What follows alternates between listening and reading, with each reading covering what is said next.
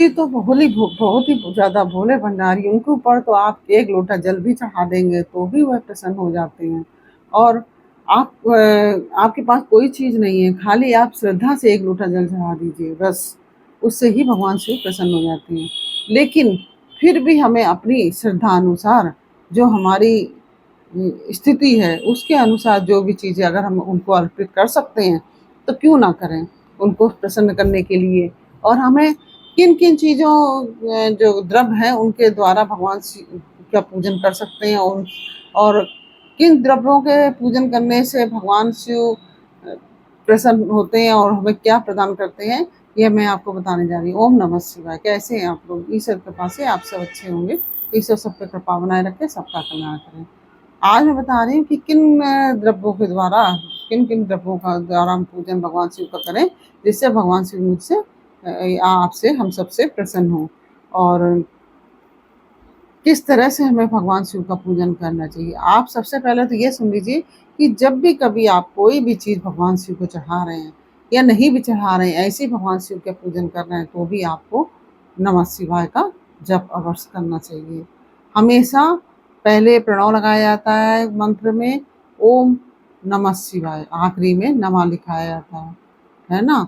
तो या नमः लगाया जाता है, ओम प्रणव और अंत में नमः आप करके ओम शिवाय नमः, ओम जो भी आप पूजा कर रहे हैं, है ना, श्री शिवाय नमस्तभ्यम, यह भी मंत्र आप बोल सकते हैं। तो नहीं तो ओम नमः शिवाय द्वारा भी आप भगवान शिव को पूजा कर सकते हैं। और भगवान शिव के को जल धारा आदि अर्पित करनी चाहिए। और सुख और संतान की वृद्धि के लिए जल धारा के द्वारा पूजन उत्तम बताया गया है। सुख और संतान यदि हमें चाहिए तो जल तो भगवान शिव को आप हमेशा ही चढ़ा सकते हैं। तो जल धारा द्वारा आप यदि पूजन करते हैं तो यह सबसे उत्तम है। और उससे हमें सुख और संतान की वृद्धि होती है। जल धारा के द्वारा पूजन उत्तम बताया गया, सबसे उत्तम पूजन जल धारा द्वारा है।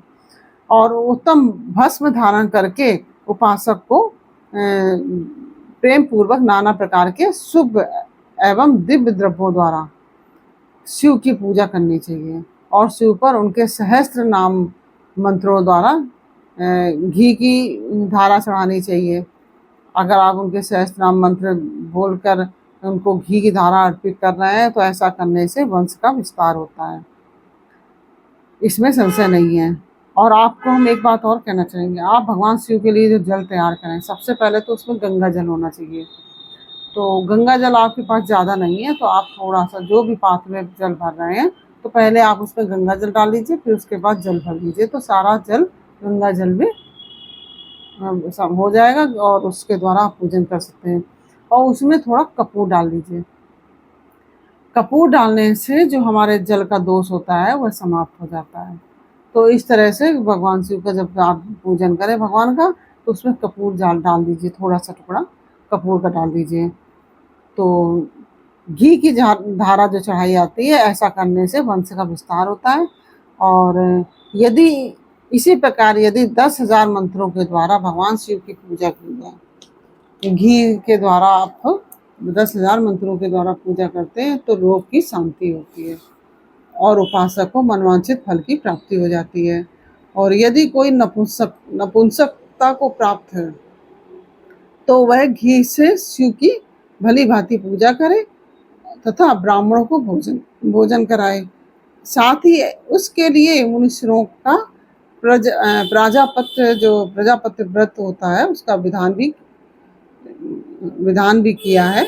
और ये किया जाए तो वह उसकी वंश वृद्धि हो जाती है। यदि बुद्धि जड़ हो जाए तो उस अवस्था में पूजक को केवल शर्करा मिश्रित, यानी कि जो शक्कर होती है चीनी, उससे मिश्रित दुग्ध की धारा चढ़ानी चाहिए।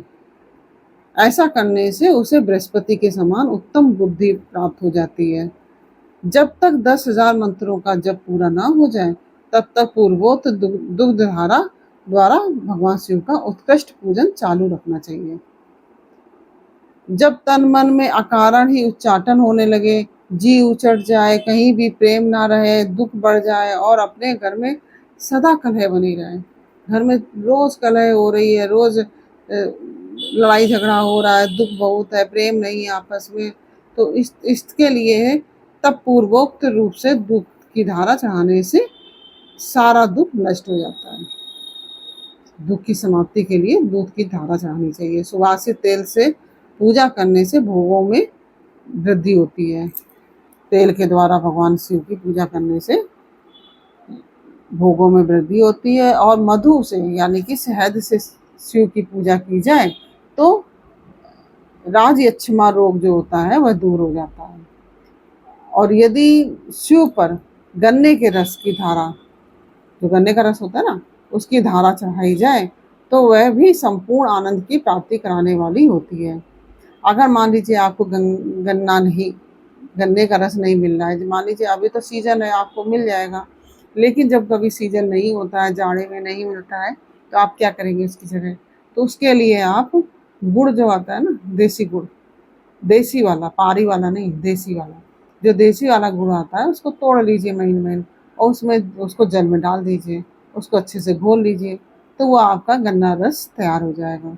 क्योंकि गुड़ भी तो गन्ने से ही तो बनता है ना, तो वह गन्ना का रस तैयार हो जाएगा। तो इससे भी आप पूजा कर सकते हैं। तो वह संपूर्ण आनंद की प्राप्ति कराने वाली होती है। गन्ने के रस के द्वारा जब पूजा किया जाता है उससे संपूर्ण आनंद की प्राप्ति होती है। गंगा जल की धारा तो भोग और मोक्ष दोनों ही फल को देने वाली है। गंगा जल की जो धारा है से भगवान को स्नान कराते हैं भगवान शिव को, उनको भोग और मोक्ष दोनों ही की प्राप्ति होती है। ये सब जो जो धाराएं बताई हैं मैंने, आप पूरा वीडियो ध्यान से सुनिए, जो जो मैंने धाराएं बताई हैं इन सबको मृत्युंजय मंत्र से चढ़ाना चाहिए। और उसमें भी उक्त मंत्र का विधानता 10,000 जप करना चाहिए। और दही भी भगवान को चढ़ाना चाहिए। दही ये नहीं कि आप फुटकी फुटकी चढ़ा रहे हैं, उसको थोड़ा सा तोड़ लें और उसकी भी धारा चढ़ानी चाहिए इस भगवान शिव पर। तो अब जैसे और चीज़ों की तो धारा आपको बन जाएगी इससे। दही तो फुटकी होता है ना, तो उसकी वैसी धारा नहीं बनती है, लेकिन हाँ शिव जी को दही भी चढ़ाना चाहिए, उससे भी हमें सुख संपत्ति की प्राप्ति होती है। तो अगर गाय के दूध का दही मिल जाता है तो वह तो बहुत ही अच्छी बात है। नहीं तो आप जो भी दही मिल जाए, अब क्या करा जाए। अब मान लीजिए शहर में नहीं मिलता है, बड़े बड़े शहरों में कहाँ आप ढूंढेंगे, तो आप जो दही मिल जाए, शुद्ध दही हो, तो उससे भगवान शिव का पूजन करेंगे तो उससे हमें सुख की प्राप्ति होगी। तो इस तरह से मैंने आपको ये सब चीज़ें बताई हैं कि आपको कौन कौन सी धाराएं चढ़ाने से किस तरह से कौन सी चीज़ें प्राप्त होंगी, कौन सी सुख सुविधाएं प्राप्त होंगी। और भक्ति भाव के द्वारा विधिवत पूजन भगवान शिव की करें और पूजन करके भक्तों को पीछे जलधारा समर्पित करते ही रहना चाहिए।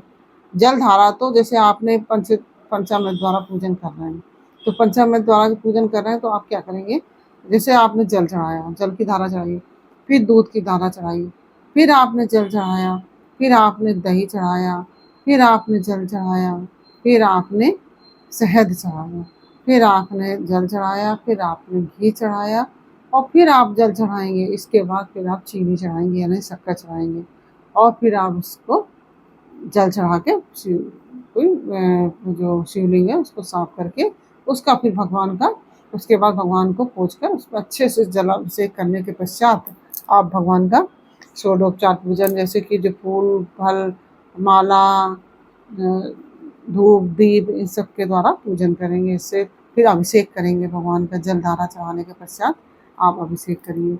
और बराबर महामृत्युंजय मंत्र आप बोलते रहिए, ओ या ओम नमः शिवाय बोलते रहिए।